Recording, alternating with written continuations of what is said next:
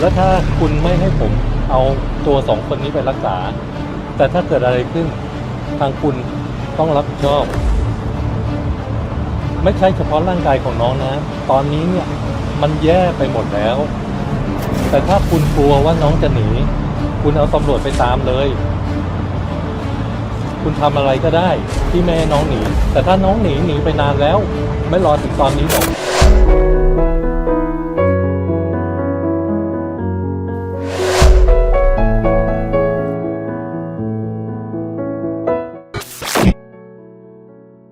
งานนี้มีคนกลืนน้ำลายตัวเองซะแล้วล่ะค่ะแม้ว่าจะย่างเข้าสู่วันที่ 14 แล้วสำหรับการอดข้าวอดน้ำประท้วงศาลของตะวันและแฟรงค์ผู้ต้องหาคดีมาตรา 116 จากกรณีป่วนขบวนเสด็จซึ่งแม้ว่านายสมชายตัวตุลานนท์พ่อของตะวันจะขอยื่นประกันตัวลูกสาวเป็นครั้งที่2แต่ศาลก็ไม่อนุญาตให้ประกันตัวโดยให้เหตุผลว่าทั้งแฟรงค์และตะวันอยู่ในความดูแลของแพทย์อย่างใกล้ชิดไม่มีเหตุจำเป็นต้องเปลี่ยนแปลงคำสั่งเดิมงานนี้ทำเอาพ่อของตะวันผิดหวังอย่างหนักต่อมาได้มาแถลงต่อศาลถึงความจำเป็นที่ศาลจะต้องปล่อยตัวชั่วคราวรวมถึงพูดออกมาด้วยว่าถ้าศาลไม่ให้ประกันตัวแล้วลูกสาวตายไปต้องมีคนรับผิดชอบ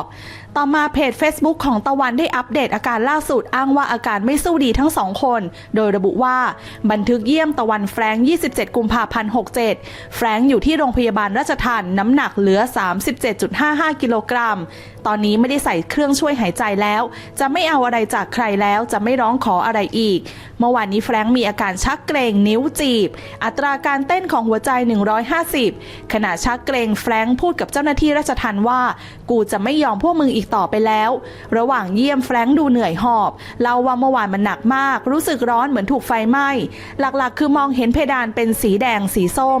รอบดวงตาดูกลวงโบจนเห็นเป็นโครงกะโหลกปากแตกแห้งจนลอกใต้ตาคล้ำฉี่นิดเดียวมีสีเข้มไม่ขับถ่ายมีอาการเฉยๆเบลอๆเหม่อลอยต้องมีคนช่วยเข็นวีลแชร์ให้เมื่อคืนนอนไม่หลับเพราะเครียดกว่าจะหลับได้ก็ตี 3แล้วแฟรงค์พูดว่าต่อให้เรากลับไปรับเงื่อนไขอะไรก็ตามก็ใช่ว่าเขาจะปล่อยเราผมคิดว่ามันอยากกดหัวเราไว้อยากควบคุมเราให้อยู่เพื่อนๆบอกแฟรงค์ว่าตะวันได้จิบน้ำไปแก้วหนึ่งในคืนวันศุกร์จากที่พ่อแม่ขอร้องและเป็นห่วง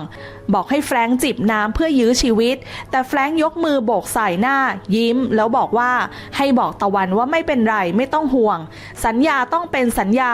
ผมขอเอาหัวยันตีนยันขอยืนยันคำเดิมผมจะทำต่อไปหากไม่ส่งตัวไปหาตะวันก็พร้อมตายในคุกฝากบอกตะวันด้วยว่าเป็นห่วงมากใจยังสู้และจะสู้ต่อไปส่วนตะวันอยู่ที่โรงพยาบาลธรรมศาสตร์วันนี้ตะวันไม่ได้ลุกขึ้นมาชั่งน้ำหนักเพราะลุกขึ้นมานั่งไม่ไหวแล้วเล่าว่าพยายามนอนหลับเพื่อฆ่าเวลาให้ผ่านไปแต่ละวันตายก็ตายสู้ต่อไป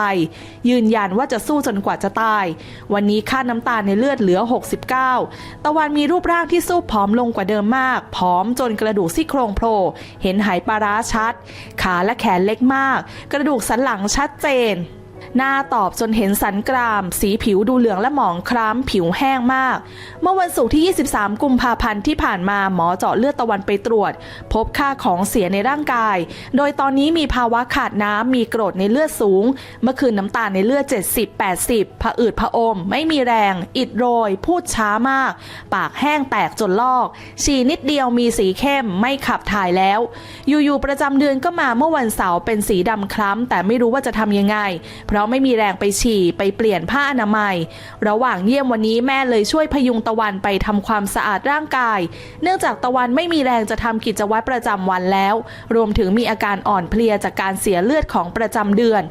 ตะวันเล่าว่าเมื่อวันศุกร์เริ่มจิบน้ำเพราะพ่อแม่ร้องขอให้จิบน้ำเพื่อรักษาชีวิตไว้เมื่อเล่าให้ฟังว่าพ่อไปประกันตนและศาลให้พ่อเอาเอกสารจากแพทย์เพื่อไปให้ศาลพิจารณา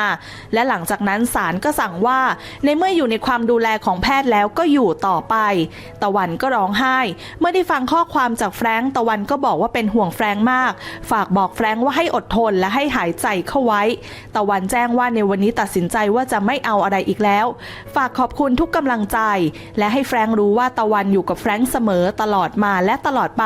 สัญญาต้องเป็นสัญญาปฏิรูปกระบวนการยุติธรรมล่าสุดนายอัสดาง ยมนาคนักวิชาการอิสระโพสต์ข้อความผ่าน Facebook ระบุว่าพ่อของตะวันเคยให้สัมภาษณ์ไว้ในเมื่อคราวที่ตะวันอดอาหารคราวก่อนโดย BBC ไทยถามว่าเคยมีสักขณะหนึ่งไหมว่าสิ่งที่ลูกเราทำจะคุ้มหรือเปล่าสมหมายตอบทันทีว่าคุ้มเขายังบอกต่อด้วยว่าไม่ได้หวังว่าการแลกด้วยชีวิตของตะวันจะสำเร็จแต่หวังเพียงว่าจะช่วยกระตุ้นให้เรื่องที่ตะวันเรียกร้องกระเพื่อมขึ้นได้บ้างเท่านั้นเองซึ่งหมายความว่าเขารับรู้หรือสนับสนุนให้ลูกใช้ชีวิตแลกกับการทำให้เกิดแรงกระเพื่อมพูดชัดๆอีกทีได้ว่าพ่อรับรู้หรือสนับสนุนว่าลูกจะใช้ความตายของตัวเองเพื่อสร้างแรงกระเพื่อมดังนั้นคราวนี้จะมาเรียกร้องทำไมว่าหากตะวันถึงแก่ความตายไประหว่างที่ถูกสอบสวนโดยคำสั่งของศาลอาญาใครจะต้องรับผิดชอบเพราะว่าพ่อมีคำตอบตั้งแต่แรกอยู่แล้วว่าลูกจะใช้ความตายเป็นเครื่องมือในกิจกรรมทางการเมืองของตนนายอัสดางบอกด้วยว่าไม่มีใครอยากให้ตะวันตายมีแต่พ่อและตะวันเท่านั้นที่อยากจะใช้ความตายของตะวันสร้างแรงกระเพื่อมเพราะฉะนั้นพ่อและตะวันต้องรับผิดชอบเองโดยเฉพาะคนที่เป็นพ่อใจดำถึงขั้นอาศัยความตายของลูกเพื่อให้บรรลุอุดมการณ์ทางการเมืองของตัวเองมาร่วมสนับสนุนท็อปนิวส์นำเสนอความจริงได้แล้ววันนี้เพียงกดปุ่ม Super Thanks แล้วเลือกจำนวนเงินตามที่ต้องการได้เลยครับขอบคุณครับ